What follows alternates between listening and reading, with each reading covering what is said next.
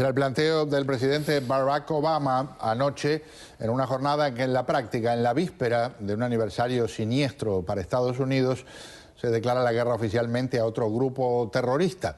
Vamos a analizarlo desde varios ángulos. Uno tiene que ver estrictamente con lo militar. Le pedimos ayuda al teniente coronel retirado Ángelo Sánchez, que nos acompaña desde Texas. Señor, buenas noches, bienvenido. Buenas noches. Muy amable por acompañarnos. Y entonces vamos a analizarlo desde el ángulo político. Ahí ven también al señor Fernando Espuelas, que nos va a presentar un punto de vista que, vamos a decir, en la definición general que hay de esos términos en Estados Unidos, piensa desde el ángulo más liberal. Señor, buenas noches, gracias por estar acá. Buenas noches, gracias por tenerme contigo. Muy, pero muy amable. El señor Raúl Mascanosa nos presenta aquí, junto a mí en el estudio, el ángulo conservador de lo que es cómo se está viendo esta situación. Gracias por estar acá. Número uno, arranco por lo militar, teniente coronel. Ahora da la sensación, obviamente hay que ver después cómo se transforma en realidad lo que se plantea entre estos países árabes, que habría algunos que estarían dispuestos a ayudar con lo básico, que es que alguien ponga las tropas en tierra, ¿verdad? Sí, eso sería el primer paso, y a ver quién va a ser el valiente que haga eso. Porque la realidad es que el poderío aéreo, lo hemos mencionado en varias ocasiones, puede ser muy efectivo para algunas cosas, pero nunca se ha logrado ganar una guerra solo con aviones. Eso es cierto. Ejemplo de eso fue cuando los alemanes intentaron invadir Inglaterra con una campaña aérea que duró meses y meses, y fue un total fracaso, porque tú necesitas el componente terrestre para ocupar el espacio terrestre. En el aire lo único que tú puedes utilizar los aviones es para destruir los lugares estratégicos que están bastante retirados de la línea de combate, mientras que las fuerzas terrestres vayan avanzando. Si no combinan los dos, está destinado a fracasar. Le quiero contar a nuestros televidentes que la Central de Inteligencia estadounidense, la CIA, dijo en las últimas horas que calcula que se ha duplicado el número de combatientes del grupo terrorista ISIS o ISIL, como le dice el gobierno estadounidense, y que hay, y los números estos me causan cierta gracia, entre 20.000 y 31.500 combatientes de ISIS, que la gran publicidad que han recibido sus ataques y sus conquistas recientes ha llevado a que surjan muchos reclutas, mientras llegan advertencias, por un lado, del gobierno sirio.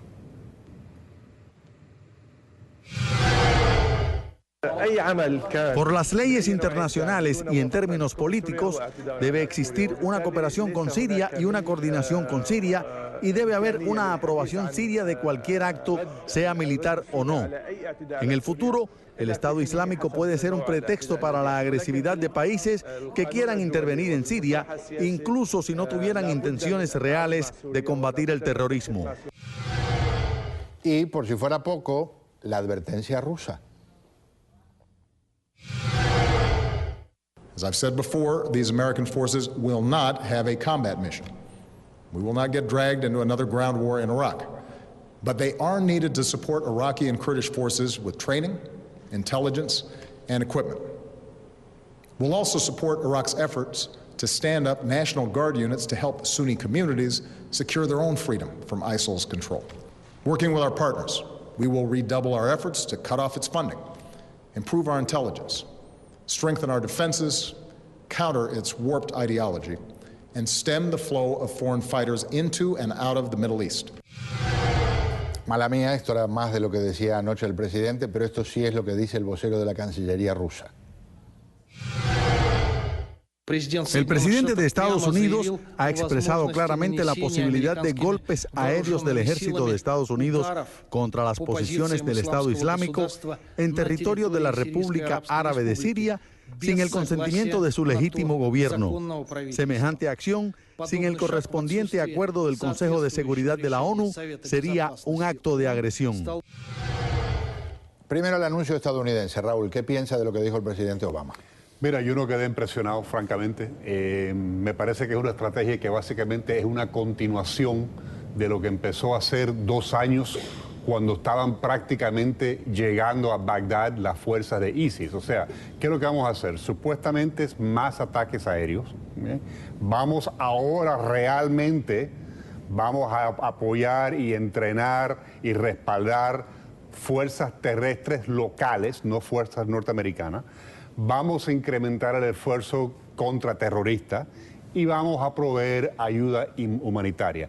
Básicamente lo mismo que han hecho durante los últimos 2 o 3 meses, lo único que van a hacer más de eso. Para mí eso no es una estrategia para destruir un enemigo que hoy día tiene un territorio el tamaño de Inglaterra. O sea, me pareció extremadamente débil y yo francamente no creo al presidente. Yo no lo veo con ese rencor.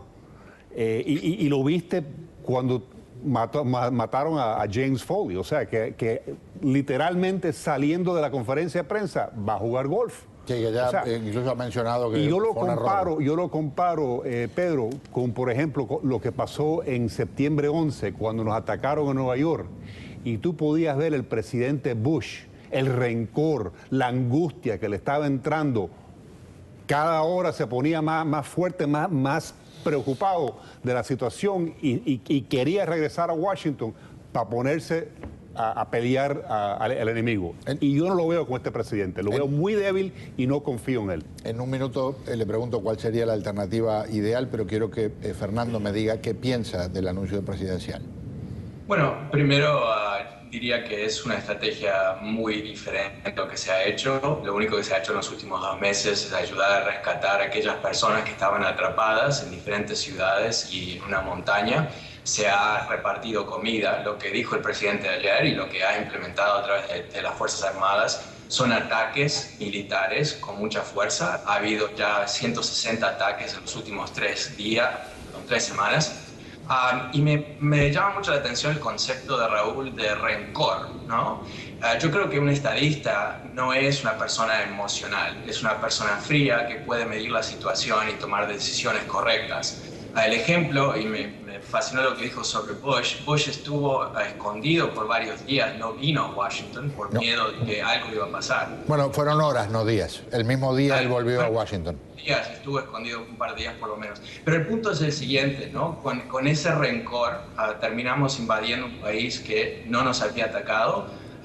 Duplicamos la deuda nacional de Estados Unidos, perdimos más de 6.000 soldados de Estados Unidos y 30.000 heridos de Estados Unidos. Así que no sé si rencor, emociones, sin pensar, sin tener un concepto intelectual de lo que hay que hacer, sirve mucho. Ciertamente la historia no muestra eso. Hagamos una cosa, les pido que dejemos al presidente Bush de lado por un momento para que no nos vayamos al territorio de años atrás. Para los dos se lo planteo porque quiero saber, y empiezo ahora con Raúl otra vez, ¿no le gustó lo que planteó como estrategia? ¿Qué es lo que hay que hacer desde su punto de vista? Mira, yo creo que número uno hay que tomar en cuenta todas las opciones militares. Este presidente tiene la tendencia, desafortunadamente, de decirnos constantemente a nuestros enemigos qué es lo que él no está dispuesto a hacer. O sea, como diciéndole de antemano, mira, esto es lo que te voy a hacer, esto no es lo que te voy a hacer. Señores, yo nunca en mi vida he visto ningún líder político ligar a nivel mundial y decirle a los enemigos de este país lo que está dispuesto a hacer y lo que no está dispuesto a hacer. Eso fue pura politiqueo ayer.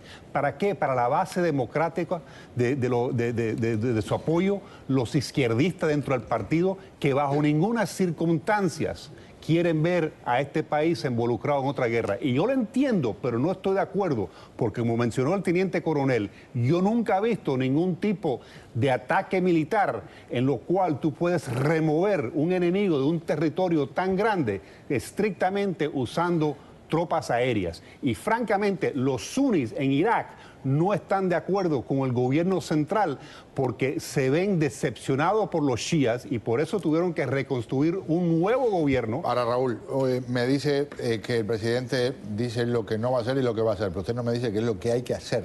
Mira, yo te diría que básicamente esto, una estrategia no solamente son tácticas, no solamente son operaciones. Tiene que usar todas las herramientas de este país, operaciones de la CIA, operaciones ocultadas, usar si es necesario necesario tropas de combate en forma terrestres para recuperar los centros más importantes. Esas son las cosas que yo creo que deberíamos tomar en cuenta y que francamente, aunque los Estados Unidos no lo quiera hacer, el liderazgo viene cuando uno se da cuenta de lo que es la realidad que estamos enfrentando y busca la manera de convencer al pueblo que desafortunadamente vamos a tener que sangrar de nuevo. ¿Por qué? Porque este presidente abandonó Irak y por eso tenemos los problemas que tenemos hoy día. Fernando, ¿qué piensa? Ok, la salida de Estados Unidos de Irak fue, sé que no quieres hablar sobre Bush, fue firmado por Bush momentos antes de que le tiraron el zapato en esa conferencia de prensa. Así que eso dejémoslo de lado porque creo que no está la historia muy bien contada ahí. El tema es el siguiente, ¿no? Primero nos hemos olvidado aparentemente de Bosnia cuando se gana una guerra solamente utilizando aviones de Estados Unidos después de 100 días de ataques perpetuos, cae el régimen de Serbia. Pero más allá de eso, no entiendo cómo Raúl todavía no sabe que hay elementos de la CIA, que hay elementos de fuerzas especiales en ese lugar. Fueron mandados más de 2 meses atrás con el propósito específico de entender cuál era la situación para poder empezar a desarrollar una estrategia.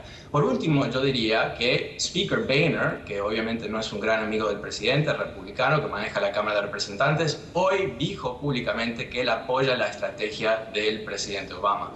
Entonces, antes de ir, me fascinó lo que dijo Raúl, ¿no? Porque todo lo que él dijo ya se ha hecho y ahora él quiere mandar tropas aparentemente, pero el Pentágono no quiere mandar tropas. Aparentemente eso no está dentro de la estrategia propuesta por los militares al presidente y hay que ver las cosas, ¿no? Cómo evolucionan las cosas.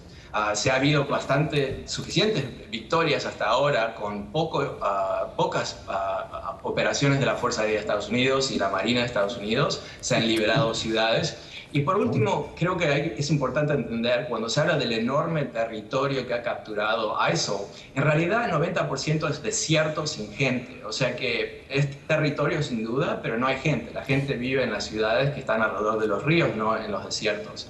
Yo creo que este deseo de tener una especie de política internacional machista que fue fue dominante por 10 años con un fracaso total, tenemos que volver a lo que ha sido la experiencia de Estados Unidos. Por ejemplo, Ronald Reagan retira los marinos de Líbano después de que cientos de ellos son matados por terroristas. No invadió, no bombardeó, sino que decidió no poner nuestras tropas a riesgo. Y eso ha sido, en ciertos momentos, la elección de operar en lugares donde quizás no tenemos el apoyo necesario. Fernando, pero una pregunta sobre eso, y esto lo plantearon presidentes demócratas y republicanos y políticos demócratas y republicanos, sobre todo a lo largo de años. Hay un problema con estos terroristas. Si uno no trata de enfrentarlos lejos de Estados Unidos, es probable que tarde o temprano tengamos que pelearlos aquí dentro de nuestro territorio. Sí, sin duda, yo estoy totalmente de acuerdo en aplastarlos, destruirlos, que haya una elección internacional a través de las Fuerzas Armadas de Estados Unidos y nuestros aliados. El tema, criticar una estrategia cuando empieza y ya ha demostrado éxito, me parece que es un tema de rencor contra el presidente, más que un análisis militar de lo que está pasando. De hecho, Francia, un país que no participó en Irak, está participando. Varios aliados europeos que se rehusaron a participar en la invasión de Irak están participando. Lo que hay aquí es el comienzo de una coalición mucho más grande, ya es hoy más grande de la del 2003, de una invasión de Irak. Y hay que ver, hay que tomar unos días, no se va a derrumbar el mundo si vemos cuál es el resultado de estos primeros días de esta campaña. Hay que ser más coherentes y no sangrar, creo que dijo Raúl, y no ser tan fácil con donar las vidas de nuestros soldados. Hay que cuidar a nuestros soldados. Son héroes de este país, nos defienden y le debe la fuerza militar y los políticos tener un excelente plan para minimizar su muerte, no simplemente matarlos ahí como si fuesen nada. Vuelvo con el teniente coronel Sánchez porque aquí hay un factor de riesgo muy importante que se ha mencionado poco y es que lo que hay en términos militares en Siria, cuando hablo de esto hablo del gobierno de Siria, si quieren generar un problema todavía mayor que el que existe, ellos tienen, por ejemplo, un mecanismo de defensa antiaérea muy sofisticado, por cierto, suministrado por los rusos, y podría ocurrir, Dios quiera que no, que terminemos con aviones estadounidenses derribados sobre territorio sirio. ¿Qué piensa de eso? Bueno, el sistema de defensa antiaéreo que tienen los sirios, aunque es bastante complejo, no tiene el mismo efecto que tenía antes de que empezara la guerra civil. Anteriormente, las Fuerzas Armadas sirias contaban con 22 radares de aviso para detectar aviones, 130 puestos de disparo de misiles, más de 4.000 cañones antiaéreos y más de 1.000 misiles portátiles que mucho de este equipo ha caído en manos del Estado Islámico. Y que gracias a Dios no saben usarlo, ¿verdad?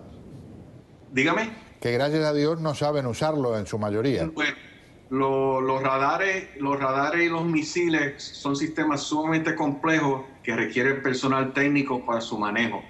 Pero los cañones antiaéreos calibre 23 de fabricación ruso, que abundan, esos son los cañones que usted ve montados en las camionetas, que a veces se está moviéndose. Y los misiles portátiles, esos dos sistemas nada más son los que ofrecen la mayor amenaza para las tropas, porque son sumamente fáciles de utilizar y no requiere mucho conocimiento para su manejo.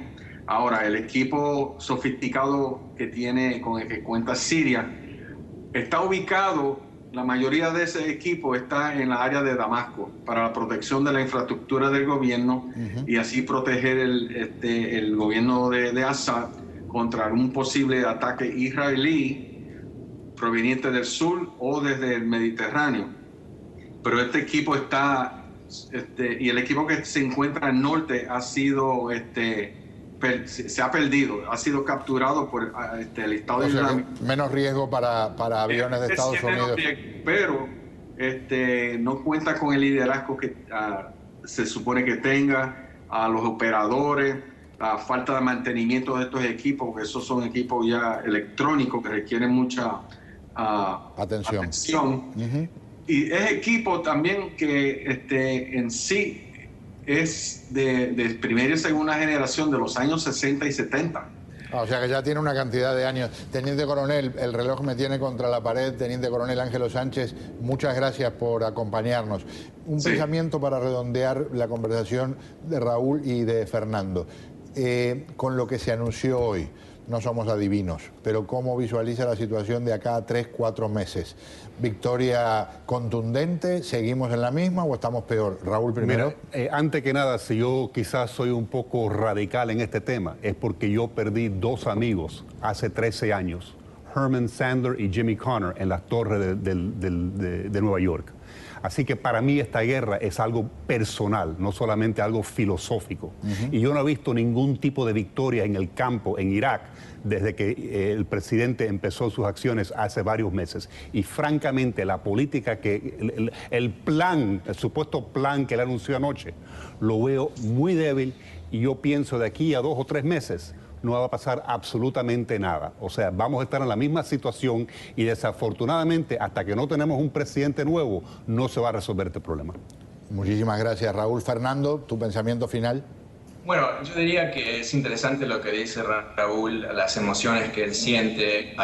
Estamos a 100 años del comienzo de la Primera Guerra Mundial, donde las emociones llevaron al mundo a una catástrofe.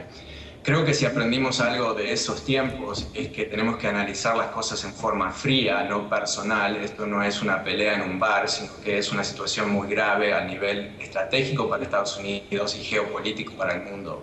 En términos de ver el futuro, no quiero decir qué va a pasar porque no lo sé, pero definitivamente el concepto de que Estados Unidos no tiene el poder con sus aliados o sin sus aliados de aplastar a esta gente, a estos terroristas, no creo que es un concepto válido. Y más allá de si a uno le gusta el presidente o no, el tema es que él mató a Osama Bin Laden cuando Bush lo abandonó como objetivo, así que es una persona que ya tiene una trayectoria de destruir terroristas, creo que es lo que dijo que iba a hacer ayer, y por lo menos se va a intentar con toda la fuerza e inteligencia del gobierno de Estados Unidos y las Fuerzas Armadas estadounidenses también. Seguimos la conversación otro día, les agradezco muchísimo su presencia aquí con nosotros.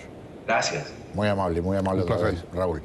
Una jornada, como decía Raúl al principio, 11 de septiembre, ese día ha quedado marcado para siempre y hoy se vivió 13 años después de esos ataques horribles en Nueva York, en Washington y del sacrificio de muchos de los pasajeros de un vuelo sobre Pensilvania que terminaron estrellándose en lo que se cree fue una pelea a muerte con terroristas, es lo que llevó hoy a jornada muy solemne.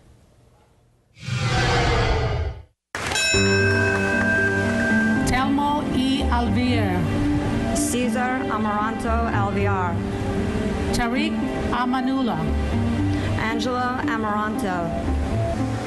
And my father.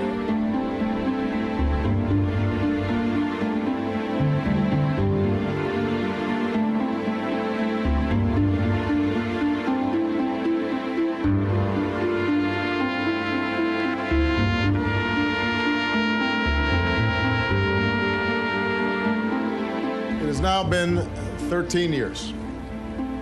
13 years since the peace of an American morning was broken. 13 years since nearly 3,000 beautiful lives were taken from us, including 125 men and women serving here at the Pentagon. 13 years of moments they would have shared with us. 13 years of memories they would have made. Here once more, we pray for the souls of those we remember, for you, their families, who love them forever, and for a nation that has been inspired by your example, your determination to carry on, your resolve to live lives worthy of their memories. My mother, Sandy Wall Bradshaw. Nuestro profundo respeto a las familias de las víctimas de ese acto de terrorismo y a las familias de todos los que resultaron muertos o heridos en las batallas que surgieron a continuación para destruir a esos atacantes.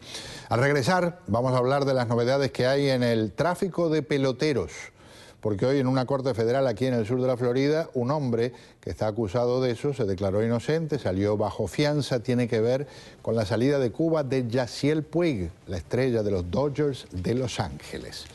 Pero ahora los dejo con una colección de fotografías de lo que quedó en aquel momento de las Torres Gemelas en Nueva York, de la colección personal de nuestro amigo el inspector general retirado de la DEA, Félix Jiménez.